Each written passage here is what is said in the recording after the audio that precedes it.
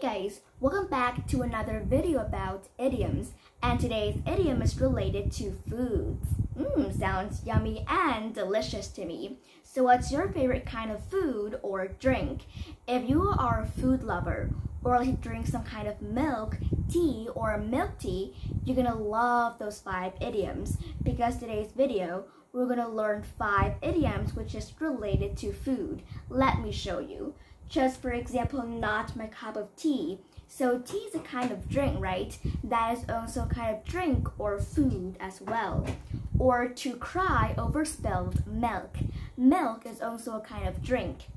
Next, we got a hard nut to crack. A hard nut is a kind of food. A nut. We eat nuts every day. Like sometimes we eat nuts, not every day. And there are also many types of nuts too. Pumpkin or some pumpkin seeds. Next, we got a piece of cake. This one is familiar to you guys. A piece of cake means easy. I think you already know this. A piece of cake. And cake is also a kind of sweets or food. Finally, we got bread and butter.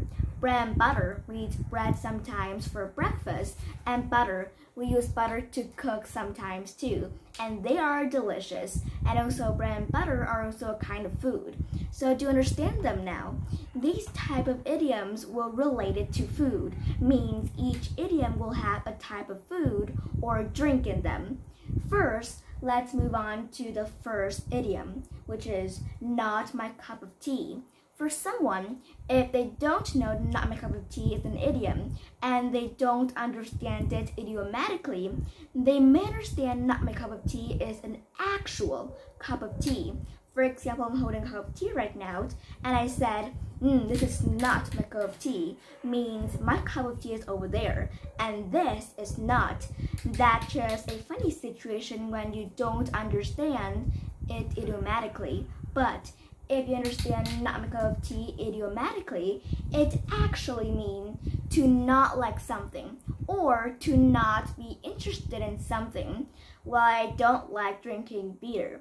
So I would say, beer is not my cup of tea. I'm not interested in drinking beer. I don't like drinking beer. So I say, beer is not my cup of tea. Let's move on to some examples. I got music is not my cup of tea. Well, I'm not too interested in music and I hate singing and I don't like listening to music. I'm not too interested in listening to music. So music is not my cup of tea. Or skiing is not my cup of tea, means skiing is sport. I never tried skiing before and I think skiing is a dangerous sport. So skiing is not my cup of tea. So do you understand the first idiom now? Not my cup of tea. To not like something. To not be interested in something. Great. Let's move on to the second idiom, which is to cry over spilled milk. Is it actually like when you spill your milk and you cry because of the spilled milk? Actually, it is quite that, but that is not the actual meaning of this. To cry over spilled milk is that to get upset over something bad that had happened and you cannot change it. So it's just a funny situation. When you spill your milk and you cry, you've already spilled your milk. That is a bad thing that happened to you and you cannot change it. You cannot go to the past and don't make it spilled over the table. So that is do not cry, to cry over spilled milk.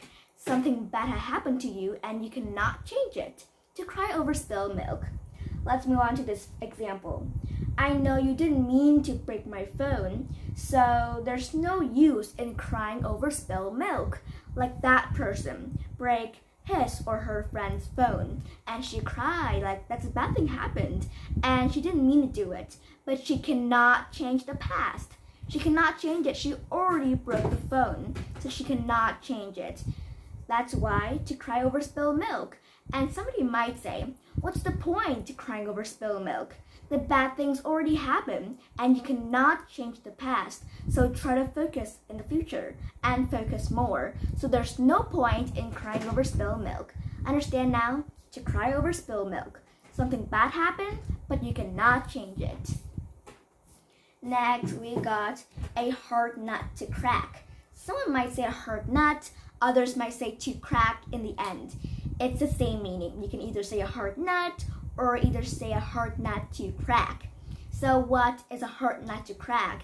If you don't understand it as an idiom, you might think, this is actually quite a hard nut. This nut is very hard to crack it. It's so hard. Like some walnuts. Walnuts are very hard to crack and you will need some tools, some special tools to crack it, right?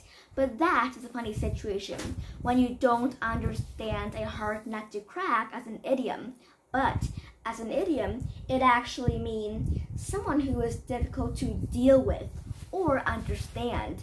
Like someone who is difficult to deal with or understand means a funny situation. A boss, just very strict, and she's so difficult to deal with, and maybe some colleague or her clients cannot stand her. She's so strict. That boss is a hard nut to crack.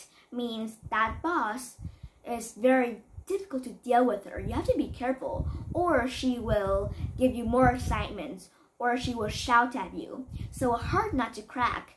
An example: he is a hard nut to crack. He is a hard nut to crack. Mean he is very difficult to deal with. If you're not careful, he might shout at you. So yes, he is a hard nut to crack.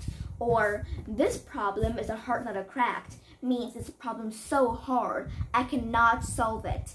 This problem is a hard nut to crack. Sounds good. Let's move on to the next idiom, which is a piece of cake. A piece of cake. We already know this. A piece of cake means really easy. A piece of cake.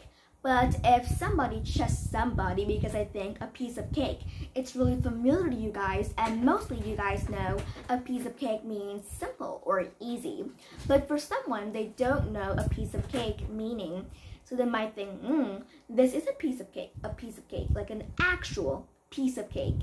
But actually no, as an idiom, it means something that is very easy to do. Like for example, typing words. It's a piece of cake. Like I think typing words is very easy to do, so I might say typing words is a piece of cake.